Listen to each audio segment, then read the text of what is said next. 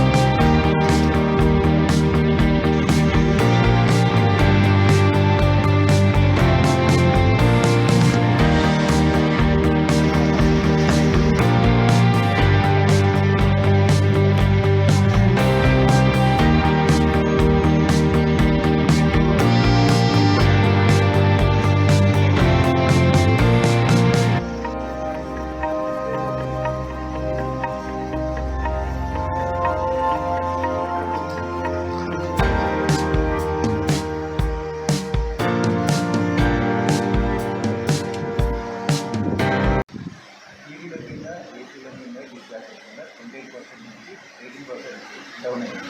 అంటే మనకి 10% వరకు ఆర్డర్ అవుతుంది. అదేవిధంగా ప్రత్యేక కూడా డిస్కౌంట్ అనేది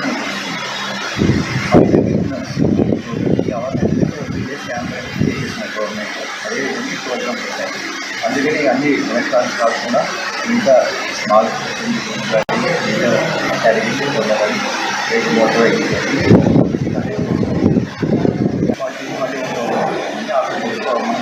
తర్వాత 45 ఈ విధంగా